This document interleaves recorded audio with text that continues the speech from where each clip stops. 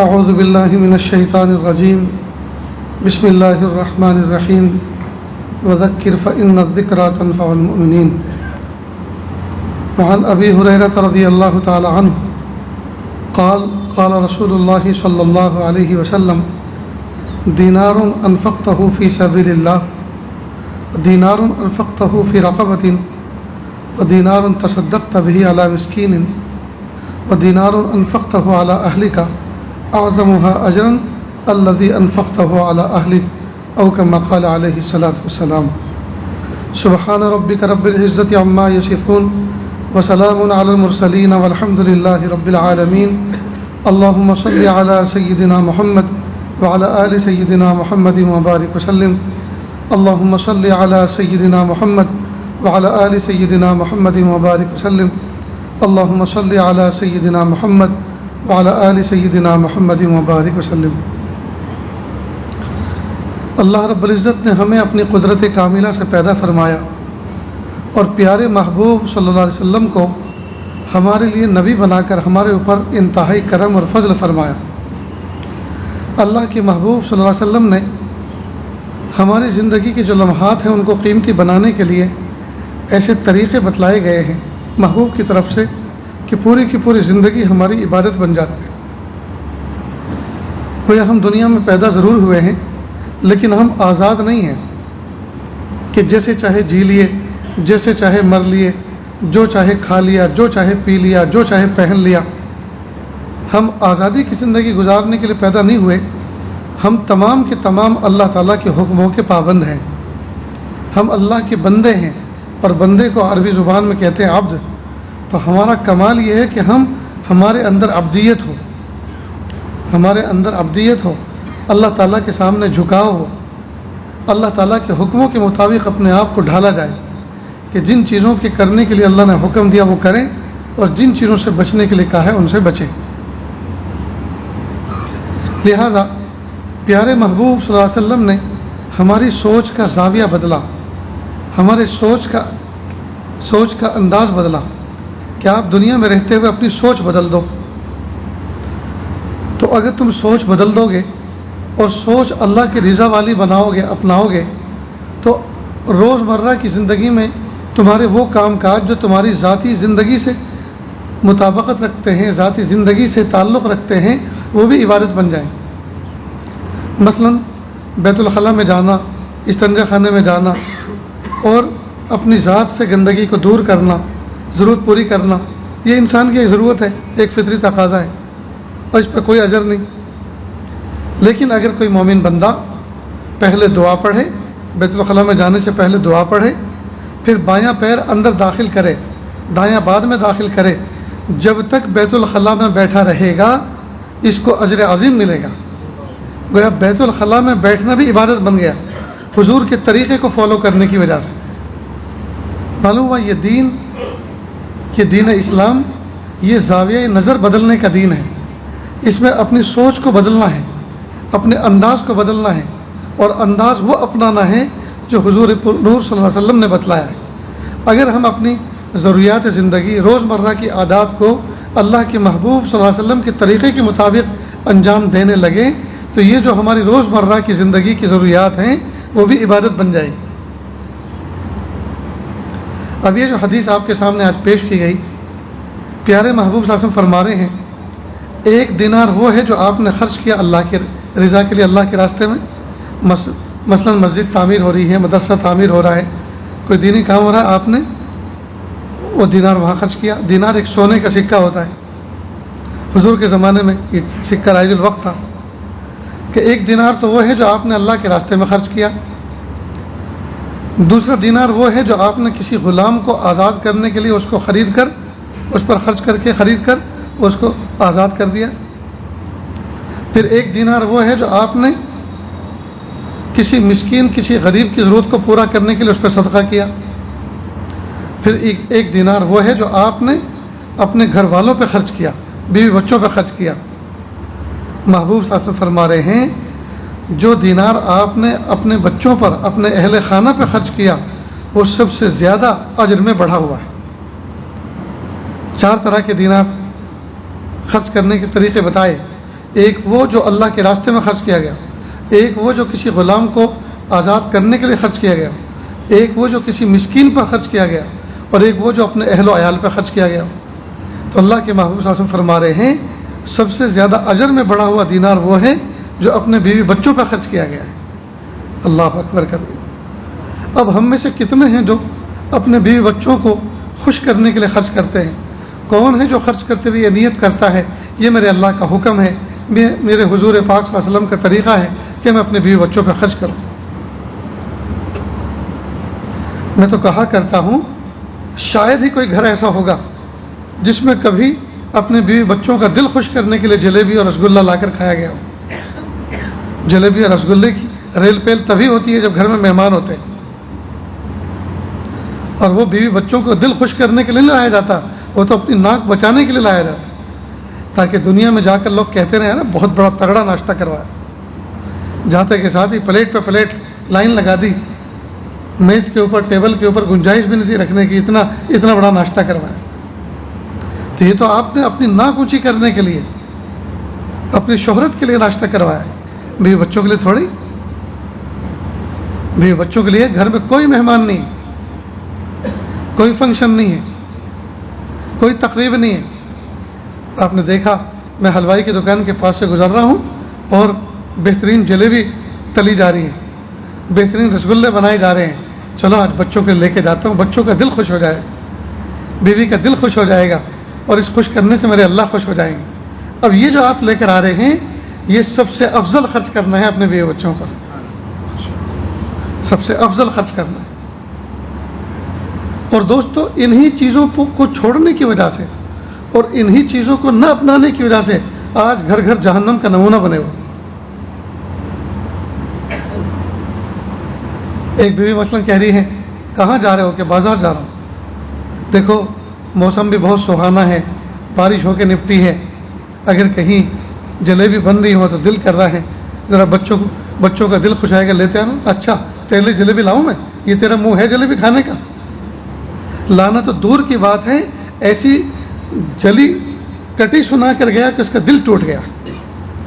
اب یہ کیا اللہ تعالیٰ کو خوش کرے گا؟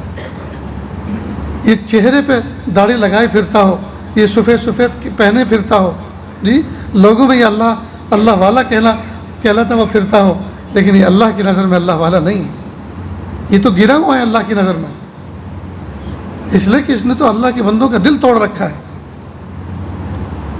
میرے دادا شیخ حضرت حافظ پیر غلام حبیب نقشبندی رحمۃ اللہ علیہ بڑھاپے کی عمر میں وضو کرنے بیٹھے تو ان کی اہلیہ بوڑھی تھی، انہوں نے ان کا تعاون کرنا شروع کیا، پانی ڈالنا شروع کیا۔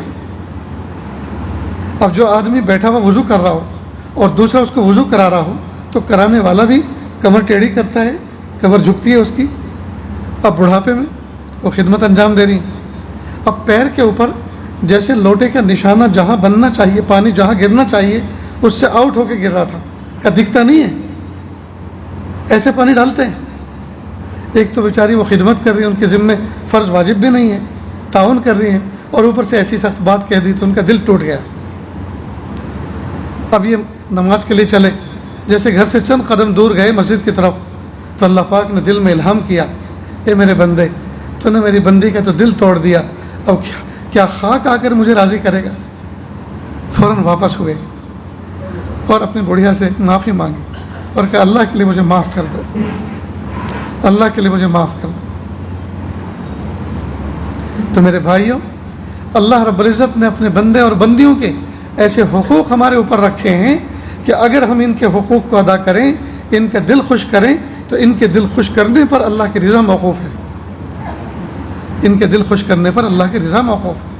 ہم تو اتنے سنگ دل ہو گئے، ہم تو اتنے پتھر دل ہو چکے ہیں کہ ہم اپنے بچوں کا دل خوش کرنے والے نہیں رہے، ہم اپنی بیوی کا دل خوش کرنے والے نہیں رہے۔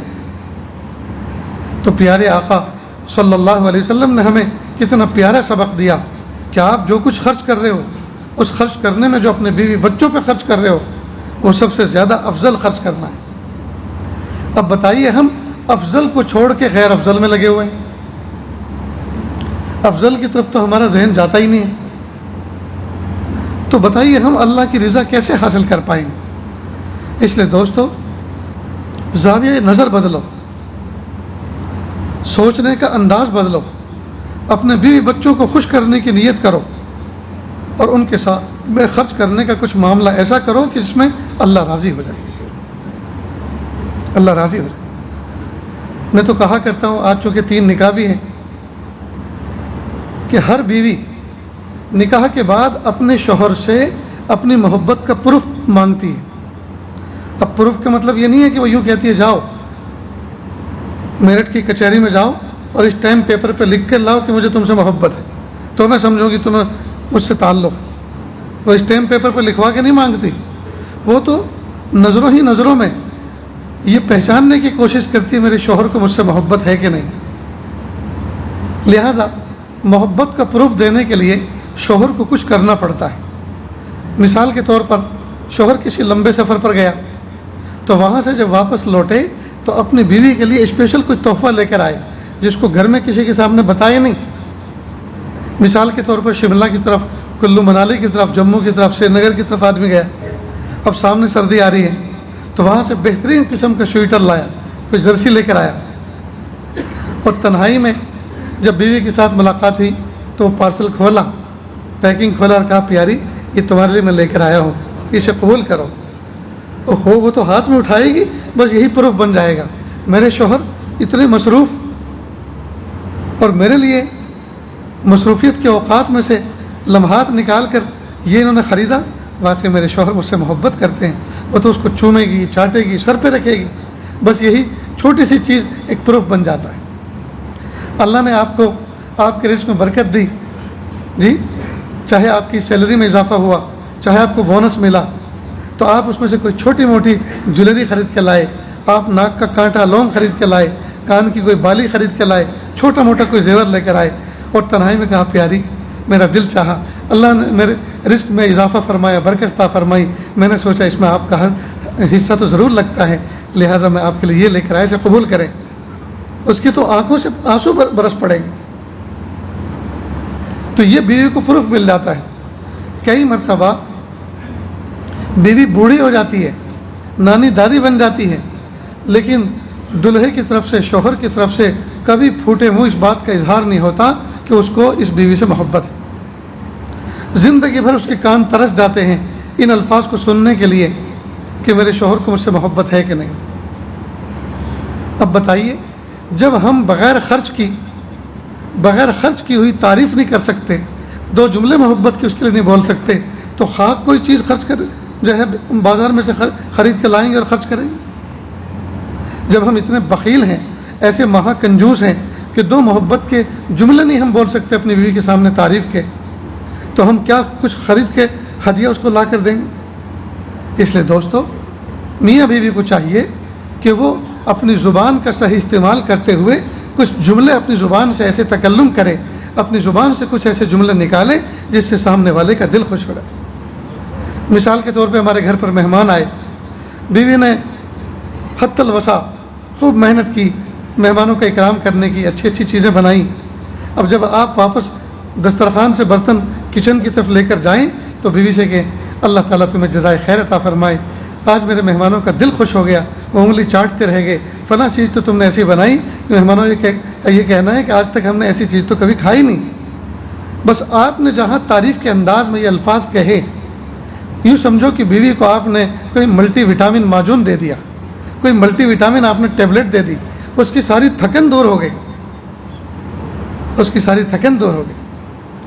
لیکن ہمارا حال یہ ہے کہ ہم مہمانوں نے جو الفاظ تعریف کے کہے ہیں ان کو ڈلیور بھی نہیں کرتے اندر تک، اپنی زبان سے تو کیا تعریف کریں، ان کے الفاظ برتنوں کے ساتھ اندر جا کے پہنچاتے بھی نہیں ہیں کہ مہمانوں نے تعریف کے جملے کہے۔ سوچتے کہ اس کو تعریف کریں گے تو یہ تو سر پہ بیٹھ جائے گی، ارے سر پہ بیٹھ جائے تو اس کے اوپر بیٹھ جانا۔ ہائے ہائے، کتنے دوستوں ہم مہا کنجوس اور بخیل ہو گئے۔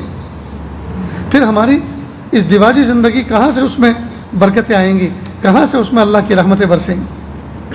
ہمارے گھروں میں اندھیرے نہیں ہوں گے تو اور کیا ہوگا؟ اس لیے دوستو، اس موضوع کو بھی اچھی طرح سے ذہن نشی کریں کہ ہم اپنے گھر کو جنت کا نمونہ بنائیں، بیوی کے دل کے اندر محبت کا چراغ روشن کر کے رکھیں، بچوں کے سر پہ ہاتھ پھرائیں، ان کو سینے سے لگائیں، جب رخصت ہوں تو اللہ حافظ کریں، اللہ کے حوالے ان کو کریں۔ یہ بچے ہمارے آنے کا، واپسی کا انتظار کریں، ہمارے لیے دعائیں کریں، ایسا ماحول ہونا چاہیے۔ اب تو پتہ نہیں کس چیز کا نام زندگی لوگوں نے رکھ دیا ہے، باپ اپنے ننھے منھے معصوم بچے کو گود میں بٹھا کر، جس کی زبان تتلائی ہوئی ہے، وہ اپنی ماں کو گالی دلواتا ہے، بچے سے کہ ایسا کہہ دے، یوں کہہ دے، اب وہ تتلائی زبان میں کہتا ہے، اس پہ ہنستے ہیں، ٹھٹھے پاڑتے ہیں اور سمجھتے ہیں کہ کمال ہوا۔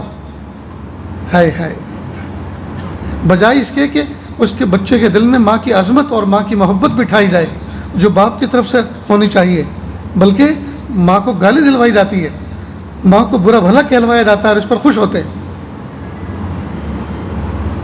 تو دوستو، ہمارا دل کیسا ویران ہو گیا ہے، ہم دین سے کتنے دور ہو گئے ہیں، ہم اسلام سے ایک رسمی تعلق رکھنے والے ہو گئے ہیں، ہمارے گھر جہنم کا نمونہ بن گئے۔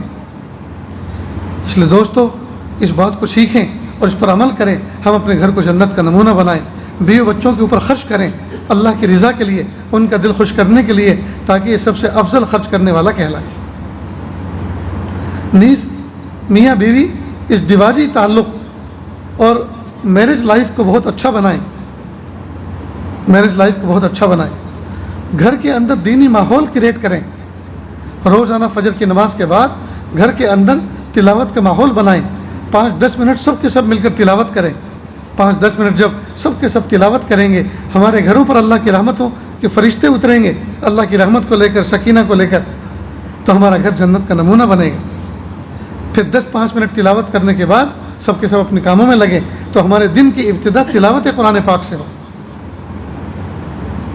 آج یہ فون ایسا ایجاد ہوا ہے، یہ ہے تو اللہ کی نعمت، لیکن ایسا زحمت بن گیا ہے، سونے سے پہلے بھی یہی دیکھا جا رہا ہے، سونے کے اٹھنے کے بعد بھی یہی دیکھا جا رہا ہے، دن کی ابتدا بھی اسی کو دیکھ کے ہو رہی ہے، دن کی انتہا بھی اسی کو دیکھ کے ہو رہی ہے، اور بیکار قسم کی، واہیات قسم کی سب اس میں باتیں ہیں،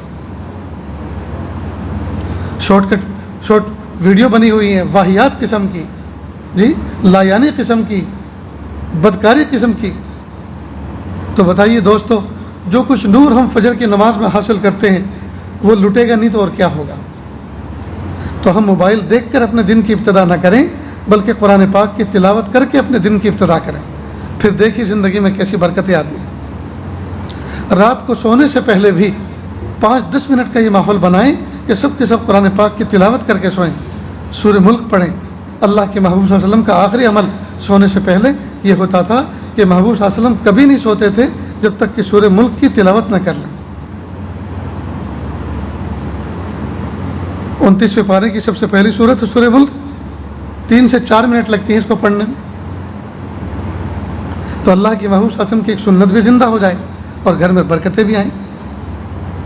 تو دوستو، یہ کام کرنے کے ہیں، تو ہمارے گھر جو جہنم کا نمونہ بنے ہیں، اس کی وجہ خود ہمارا ذاتی کردار ہے کہ ہم نے سنتوں کا اہتمام نہیں کیا، ہم نے قرآن پاک کی تلاوت کا اہتمام نہیں کیا، ہم نے ذکر کا اہتمام نہیں کیا، ہم نے گھر کے اندر دین کی تعلیم کا کوئی ماحول نہیں بنایا، دینی تعلیم کا کوئی حلقہ نہیں سجایا جس پر اللہ کی رحمت کے فرشتے آتے ہیں۔ ہم نے گھر کو فلمستان بنا کے رکھا ہے، ہم نے اپنے گھر کو قبرستان بنا کے رکھا ہوا ہے، ہم نے اپنے گھر کو واہیستان بنا کے رکھا ہوا ہے۔ دنیا بھر کی خرافاتیں ہمارے گھر میں ہوتی ہیں، دنیا بھر کی غیبتیں ہمارے گھر میں ہوتی ہیں، دنیا بھر کی لایانی اور چغلیاں ہمارے گھر میں ہوتی ہیں۔ تو بتائیے اللہ کی رحمتیں کہاں سے آئیں گی اور ہمارے دلوں کے اندر سکون کہاں سے آئے؟ جب چھوٹے چھوٹے بچے اپنے ماں باپ کو لڑتے ہوئے دیکھیں گے، چھوٹے چھوٹے بچے اپنے ماں باپ کو تو تڑاک سے بات کرتے ہوئے دیکھیں گے، تو ان بچوں کے دل کے اندر ماں باپ کی عظمت کہاں سے ہوگی، ادب اور احترام کہاں سے آئے گا؟ یہ بچے بھی اپنی ماں کو تو کہہ کے پکاریں گے، یہ بچے بھی اپنے باپ کو تو کہہ کے پکاریں گے۔ یہ آپ اور تم نہیں کہیں گے، یہ تو کہہ کے پکاریں گے۔ اور یہ بہت بڑی بے ادبی ہے کہ بچے اپنے بڑوں کو تو کہہ کے پکاریں۔ تو گھر کے اندر دوستو روزانہ 5-10 منٹ کسی نہ کسی کتاب کے تعلیم کا ماحول بنائیں، فضائل اعمال شروع کریں۔ ادارہ دینیات، بمبئی کے اندر جو ادارہ دینیات ہے اس سے 5 منٹ کا مدرسہ چھپا ہے، بہترین اس میں مسائل ہیں، تاریخ ہیں، جی، اللہ تعالیٰ کی قدرت پر ایک کالم ہے، یعنی بہترین قسم کے اس میں فقرے ہیں. 5 منٹ کے اندر تو آپ تر و تازہ ہو جائیں. روزانہ اسلامی تاریخ کے اعتبار سے آپ جو ہیں ایک چیپٹر اس کا پڑھیں. 5 منٹ کا مدرسہ اس کا نام ہے. دل خوش ہو جاتا ہے، معلومات میں اضافہ ہوتا ہے، مسائل کا پتہ چلتا ہے، فضائل کا پتہ چلتا ہے، اللہ کی قدرت پر توجہ جاتی ہے. تو جب ہم اس طرح کی تعلیم کی کتاب اپنے گھر کے اندر شروع کریں گے، ہمارے بچوں کی تعلیم میں اضافہ ہوگا، نالج میں اضافہ ہوگا، معلومات میں اضافہ ہوگا، عمل پہ وہ کھڑے ہوں گے، عمل پہ کھڑے ہوں. فضائل اعمال کیا ہے؟ یہ ایک ریٹ لسٹ ہے. جس طرح گزٹ ہوتا ہے فیکٹریوں کا، کمپنیوں کا، اس میں ریٹ لسٹ چھپتی ہے، ہمارے فلاں پروڈکٹ کی یہ قیمت ہے، یہ قیمت ہے، یہ قیمت ہے. تو حضرت شیخ الحدیث شیخ ذکر رحمۃ اللہ علیہ نے احادیث کی روشنی میں فضائل اعمال کا مطلب کیا، یہ ایک ریٹ لسٹ بنا دی ہمارے لیے کہ آپ یہ کرو گے تو یہ ملے گا، یہ کرو گے تو یہ ملے گا، یہ کرو گے تو یہ ملے گا. اللہ کی رضا اس میں ہے، اس میں اتنا اجر ہے. اور جب اس کو پڑھیں گے تو آدمی کو شوق پیدا ہوگا، آدمی کو شوق پیدا ہوگا. اس میں ذکر کے فضائل ہیں، نماز کی فضیلتیں ہیں. تبھی تو مسجد کے اندر تعلیم کا حلقہ لگتا ہے، فضائل اعمال پڑھی جاتی ہے. اور بچپن سے ہم سنتے آ رہے ہیں، بچپن سے سنتے آ رہے ہیں، لیکن آج تک فضائل اعمال کی تعلیم کو سننے میں کبھی اکتاہٹ نہیں ہوئی کہ یہ تو ہم نے بہت پہلے بھی سنا تھا. ہر مرتبہ سنتے ہیں تو ایسا لگتا ہے پہلی مرتبہ ہی سن رہے. یہ خاص برکت ہے. تو ہم مسجدوں کے اندر تو حلقے لگا کے سن لیتے ہیں، لیکن ہمارے بچے، ہماری بیوی، ہماری بوڑھی ماں، نانی دادی گھر میں، ان کو کون سنائے گا؟ ان کے علم میں اضافہ کیسے ہوگا؟ یہ عمل پر کیسے کھڑے ہوں گے؟ یہ ایسے ہوں گے کہ ہم وہ تعلیم کی کتاب اپنے گھر کے اندر بھی اس کو جاری کریں. 5 منٹ کے لیے گھڑی میں دیکھ کر 5 منٹ پڑھے روزانہ. تو پھر دیکھیے اللہ تعالیٰ 5 منٹ کے اندر کیسی برکتوں کی باتیں ان کے کان میں ڈلوائیں گے اور کیسے وہ عمل پہ کھڑے ہوں. عورتوں کے اندر عمل کا جذبہ مردوں کے مقابلے میں زیادہ ہوتا ہے. وہ نفلیں مردوں کے مقابلے میں زیادہ پڑھتی ہیں، وہ نفل روزے مردوں کے مقابلے میں زیادہ رکھتی ہیں، وہ صلاۃ التسبیح مردوں کے مقابلے میں زیادہ پڑھتی ہیں. اس کی وجہ ایک یہ بھی ہے کہ ان کے گناہ مردوں کے مقابلے میں بہت کم ہوتے ہیں، اس لیے کہ 4 دیواری کے اندر ان کا رہن سہن ہوتا ہے. اور مرد تو بازاروں میں گلی کوچوں میں گھومتا پھرتا ہے اور صبح سے شام تک خواہ مخواہ اپنے نامہ اعمال کو گناہوں سے رنگین کرتا ہے. جب عورتوں کا مزاج اللہ پاک نے ایسا بنایا ہے کہ ان کا مزاج نیکی اور تقوی کی طرف زیادہ رغبت کرتا ہے، تو پھر اس مزاج کو اور زیادہ ڈیولپ کرنا چاہیے. اور مردوں کو چاہیے کہ ان کی ہیلپ کریں، ان کی مدد کریں اس مزاج کے بننے میں. اور اس کا طریقہ یہ ہے کہ آپ گھر کے اندر مختلف کتابوں کی تعلیم کا ماحول بنائیں. تو کریں گے نا انشاءاللہ. کسی بیان میں، کسی واعظ میں آپ بیٹھیں، وہاں کوئی بات آپ کو کان میں پڑے، کوئی قیمتی بات آپ کے کان میں پڑے، تو آپ گھر میں اس کو ریپیٹ کریں، اس کو سنائیں کہ آج ہمیں ایک بہت کام کی بات سننے کا موقع ملا، اللہ عمل کی توفیق دے، تم بھی سنو. کیا پتہ کہنے والے سے زیادہ سننے والے عمل کرنے پر کھڑے ہو جائیں. یہ ماحول بنانا چاہیے دوست. اب ہم سوچ رہے ہیں ہاں بنائیں گے. بھئی کب بنائیں گے؟ داڑھی سفید ہو چلی، کمر ٹیڑھی ہو چلی، بڑھاپا بالکل دستک دے دی، اس نے قریب آ گئی، پیر قبر میں لٹک گئے. اب کب دیں گے؟ جب موقع زندگی کا نکل جائے گا تب. ایک آدمی تھا، اس کا پیر جو ہے نیلا پڑ گیا. وہ بڑا گھبرایا، وہ ڈاکٹر کے پاس گیا اور ڈاکٹر صاحب سے کہا ڈاکٹر صاحب میری ایک ٹانگ بالکل نیلی پڑ گئی، ذرا اس کو چیک کریں. اس نے دیکھا اوہو، لگتا یہ ہے کہ کسی زہریلی چیز نے تمہیں ڈسا ہے اور اس کا زہر چڑھ گیا ہے. اگر یہ ٹانگ نہ کاٹی گئی تو پورے جسم کا وجود جو ہے خطرے میں. کہ ڈاکٹر صاحب آپ کی مرضی. بے ہوش کیا، اس کی ٹانگ کاٹ دی. کچھ دن کے بعد اس کی چھٹی ہو گئی، گھر چلا گیا. 2-5 دن کے بعد دوسری ٹانگ بھی ایسی نیلی پڑ گئی. پھر ڈاکٹر کے پاس آیا کہ ڈاکٹر صاحب یہ ٹانگ بھی نیلی پڑ گئی. اس نے غور کیا، کہا مرض سمجھ میں آ گیا. کہ جی وہ کیا؟ یہ جو تمہاری لنگی ہے نا یہ کچی ہے، یہ رنگ چھوڑ رہی ہے. یہ جو تمہاری لنگی ہے یہ رنگ چھوڑ رہی ہے، کچی ہے، کچے رنگ کی ہے، یہ اس وجہ سے یہ رنگین ہوئی. اب مرض اس کی سمجھ میں آیا. جی ایک ٹانگ کاٹنے کے بعد کیا خاک سمجھ میں آیا؟ ٹانگ کاٹنے کے بعد مرض سمجھ میں آیا تو کیا خاک سمجھ میں آیا؟ تو دوستو دنیا سے جانے کے بعد اگر کچھ بات سمجھ میں آئی تو کیا خاک سمجھ میں آئی؟ کمال تو یہ ہے بھری جوانی میں، نشاط کی حالت میں، صحت کی حالت میں ہمارے کانوں میں کچھ بات ایسی پڑ جائیں اور وہ بات ہماری سمجھ میں آ جائے اور ہم عمل پہ کھڑے ہو جائیں. یہ ہے کمال. تو ہمارے ایک مرید ہیں بھاؤ نگر کے اندر، میں نے ان کو ایک دعا بتائی کہ آپ فجر کے بعد اس دعا کو پڑھا کریں. کہ حضرت انشاءاللہ بلا ناغہ اس کو پڑھوں گا. پھر ایک موقع سے میرا جانا ہوا ان کے گھر میں، تو انہوں نے اپنی دوائی کا ایک پاؤچ جس کے اندر انہوں نے اپنی ٹیبلٹس وغیرہ ڈیلی یوز کی رکھی تھی اس کو کھول کے دکھایا. وہ پرچہ اسی کے اس میں کور میں لگا ہوا تھا. میں نے کہا یہ کیا؟ کہ حضرت میں شوگر کی دوائی روزانہ پابندی سے کھاتا ہوں بلا ناغہ.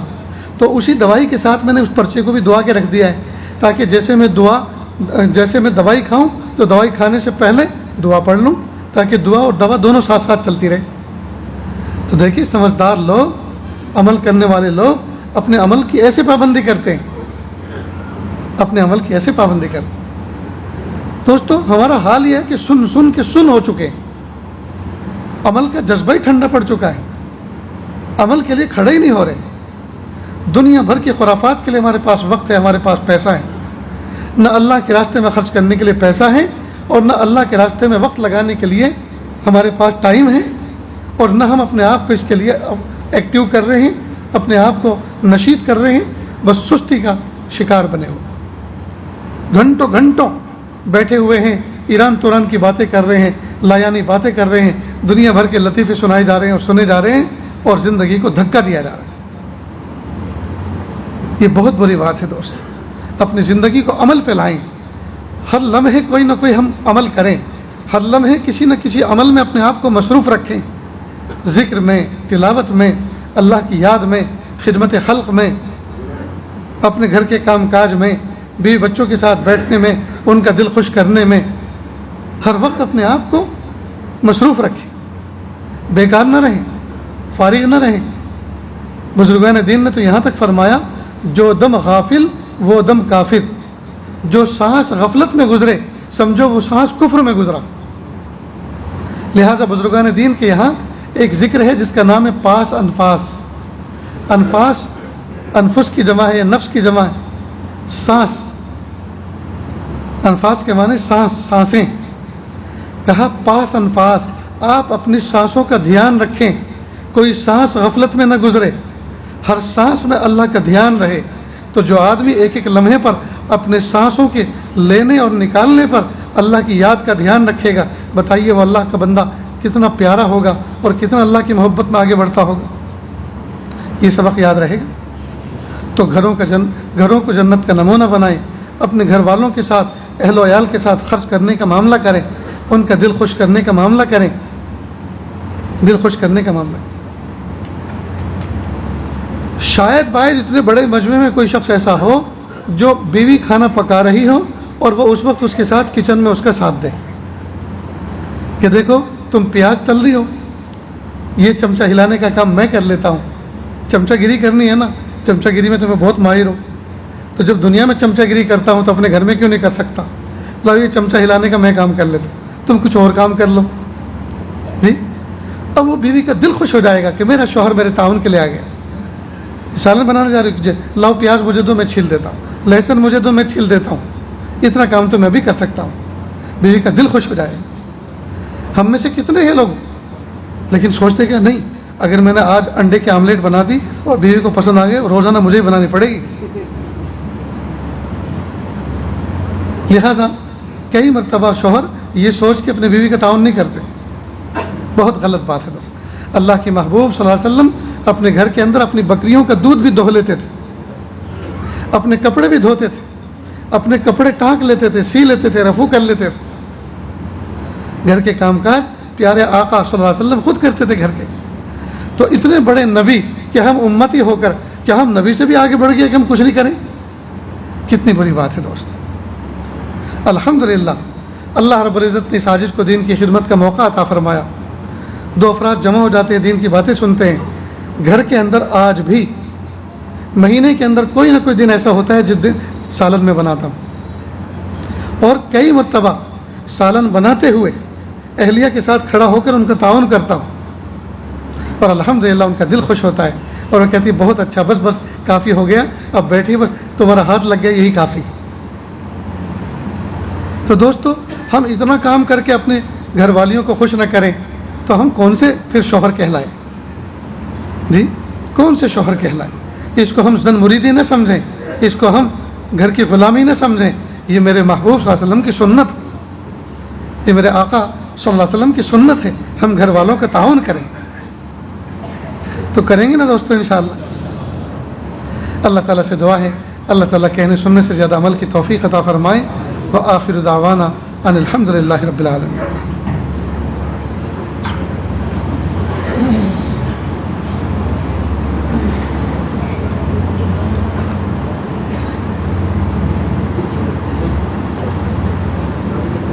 بارک اللہ۔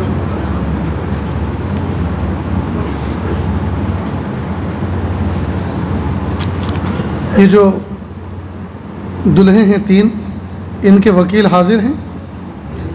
دلہا نمبر 1 محمد صوبان، کون ہے؟ آپ ہیں۔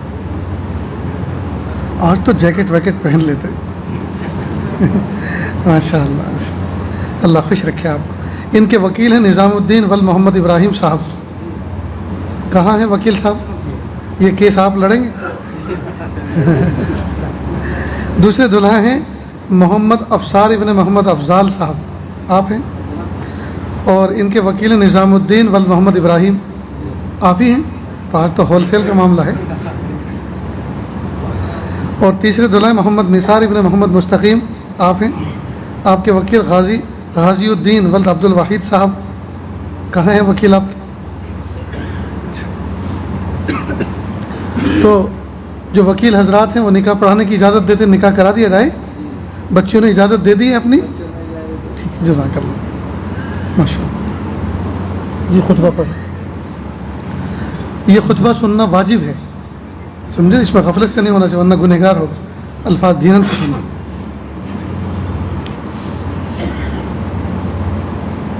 الحمد لله نحمده ونستعينه ونستغفره ونؤمن به ونتوكل عليه ونعوذ بالله من شرور أنفسنا ومن سيئات أعمالنا، من يهده الله فلا مضل له ومن يضلله فلا هادي له، ونشهد أن لا إله إلا الله وحده لا شريك له، ونشهد أن محمدا عبده ورسوله.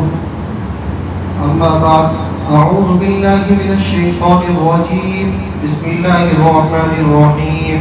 يا أيها الناس اتقوا ربكم الذي خلقكم من نفس واحدة وخلق منها زوجها وبث منهما رجالا كثيرا ونساء، واتقوا الله الذي تساءلون به والأرحام، إن الله كان عليكم رقيبا. يا أيها الذين آمنوا اتقوا الله حق تقاته ولا تموتن إلا وأنتم مسلمون. يا أيها الذين آمنوا اتقوا الله وقولوا قولا سديدا يصلح لكم أعمالكم ويغفر لكم ذنوبكم، ومن يطع الله ورسوله فقد فاز فوزا عظيما. قال النبي صلى الله عليه وسلم: النكاح من سنتي. وقال عليه الصلاة والسلام: فمن رغب عن سنتي فليس مني.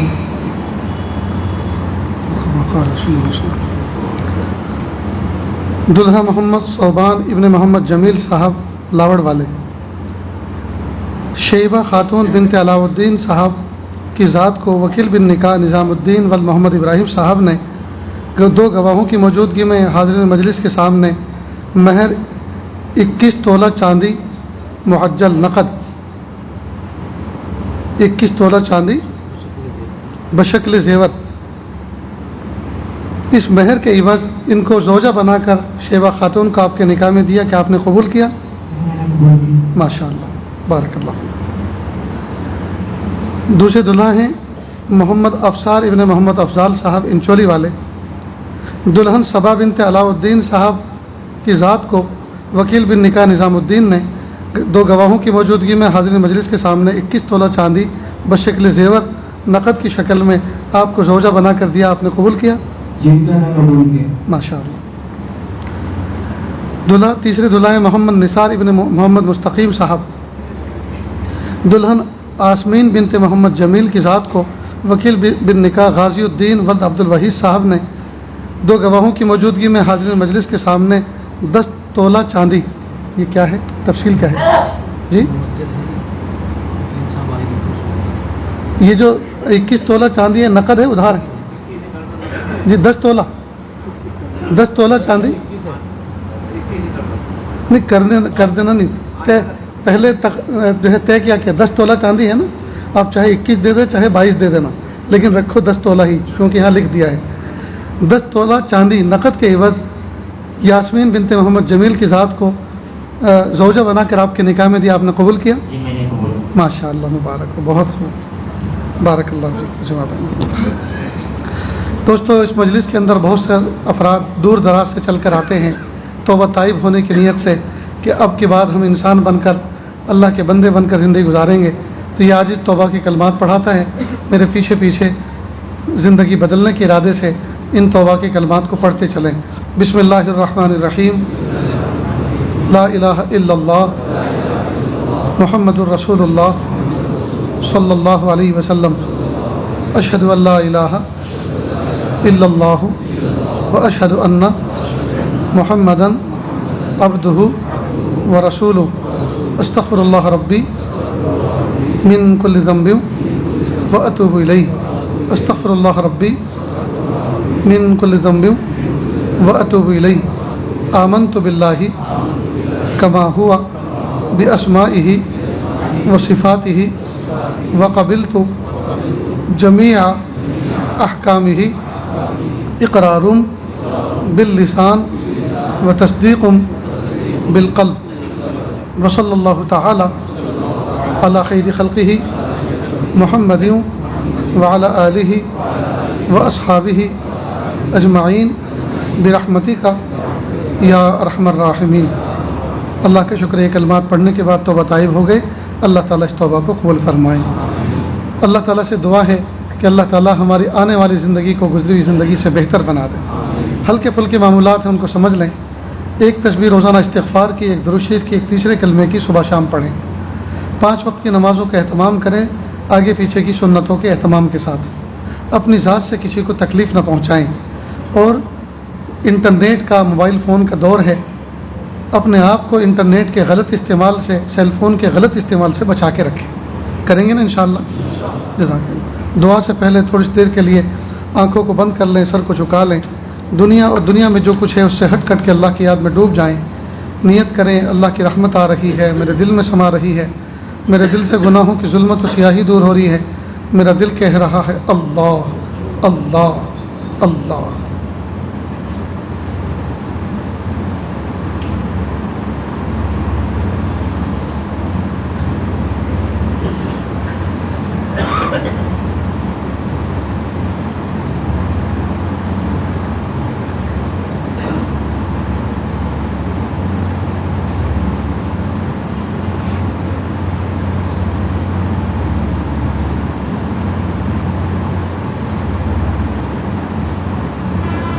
لا الہ الا اللہ سبحان الملک الاعلی الوہاب. ہاتھ اٹھائیے دعا کر لیں. بسم اللہ الرحمن الرحیم.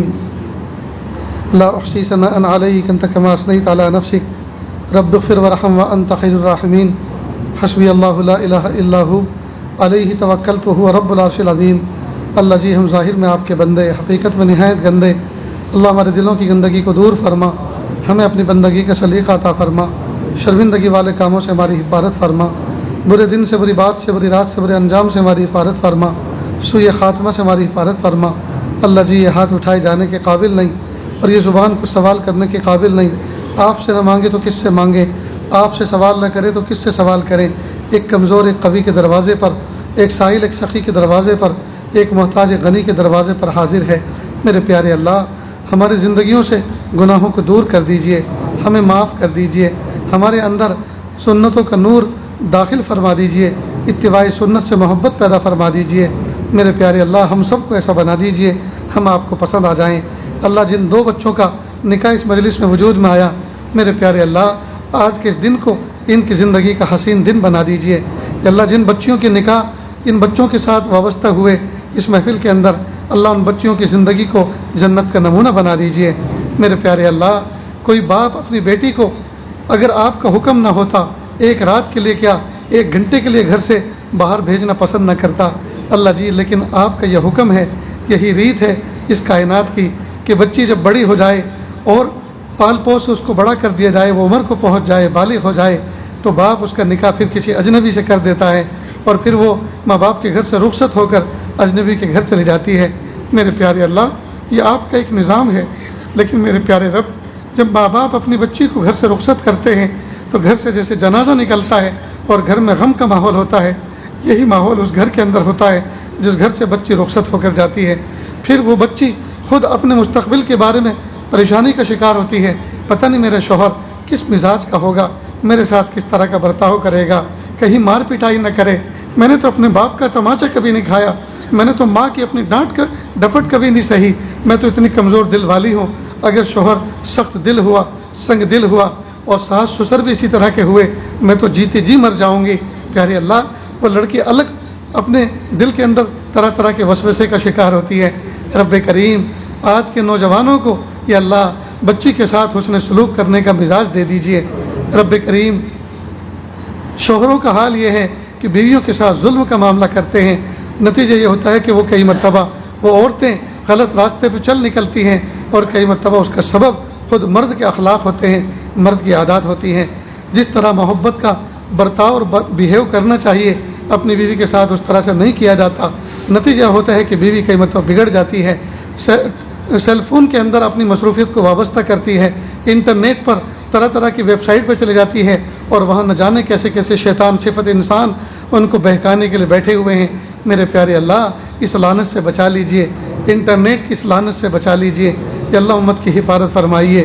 رب کریم، ہمارے گھروں کو جنت کا نمونہ بنا دیجئے کہ اللہ شوہر اور بیوی کی دل میں ایک دوسرے کی محبت پیدا فرما دیجئے، دونوں کو شیر و شکر بن کر زندگی گزارنے کی توفیق عطا فرمائیے کہ اللہ شوہر بیوی کی محبت میں آ کر ماں باپ کے حقوق کو پامال نہ کرے اور ماں باپ کی محبت میں آ کر بیوی کو اپنے پیروں کی جوتی نہ سمجھے، یا اللہ دونوں کے درمیان میں بیلنس بنا کر چلے، ایسی شان اور توفیق عطا فرما۔ یا اللہ اس نکاح کو نیک نسل انسانی کی افزائش کا ذریعہ بنا، یا اللہ اس نکاح کے ذریعے سے یا اللہ محبتوں کو عام فرما، یا اللہ سنتوں کو عام فرما۔ میرے پیارے اللہ، جو جوان بچے اور بچیاں اپنی عمر کو پہنچ چکے ہیں، یا اللہ ان کو نیک سالے رشتے عطا فرما، نیک سالے جوڑے عطا فرما، سادگی سنت و شریعت کے مطابق نکاح کرنا آسان فرما۔ پیارے اللہ، پیارے نبی پاک صلی اللہ علیہ وسلم نے نکاح کی سنت کو اتنا آسان فرمایا کہ قاضی وقت 2 جملے کہتا ہے، فلاں کی لڑکی فلاں کا لڑکا، کہو تم نے قبول کی؟ جی میں نے قبول کی، بس فوراً نکاح ہو جاتا ہے۔ لیکن میرے پیارے اللہ، اس نکاح کے بعد کی جو زندگی ہے مرتے دم تک، میرے پیارے اللہ، اس کو حضور پاک صلی اللہ علیہ وسلم کے طریقے کے مطابق ہم نے گزارنا نہیں سیکھا، جس کی وجہ سے ہمارے گھر جہنم کے نمونے بنے ہوئے ہیں۔ میرے پیارے اللہ، ہمیں اتباع سنت والی زندگی عطا فرما دیجئے کہ اللہ مدارس، مساجد، مکاتب کی حفاظت فرما۔ اقامت دین کے لیے جو لوگ کوششیں کر رہے ہیں ان کی کوششوں میں رنگ بھر دیجئے، ان کی کوششوں کو قبول فرما لیجئے۔ پیارے محبوب صلی اللہ علیہ وسلم کی امت جہاں جہاں مظلوم ہے، میرے پیارے اللہ ان کی مدد فرما دیجئے، غیبی فرشتوں کے ذریعے سے ان کی مدد فرمائیے۔ میرے پیارے اللہ، ظالموں کی قسمت میں ہدایت ہے تو دے کر کام ختم کر دیجئے، اور نہیں ہے تو پیارے اللہ ان کو نیست و نابود کر دیجئے، یا اللہ ان کو زمین کا پیوند بنا دیجئے، دھرتی کے بوجھ کو ان کے ناپاک وجود سے ہلکا کر دیجئے۔ یا اللہ ہمارے اس پیارے وطن کی حفاظت فرما، ہمارے حکمرانوں کو ہدایت عطا فرما، اگر ان کی قسمت میں ہدایت نہیں ہے، ان کے دل پتھر کے سل بن چکے ہیں، تو یا اللہ ہمیں ان سے بہتر حکمراں عطا فرما، ان سے اچھے ہمیں حکمراں عطا فرما۔ میرے پیارے اللہ، جو مانگا عطا فرما، جو مانگنے سے رغبت عطا فرما۔ وصلی اللہ تعالی علی خیر خلق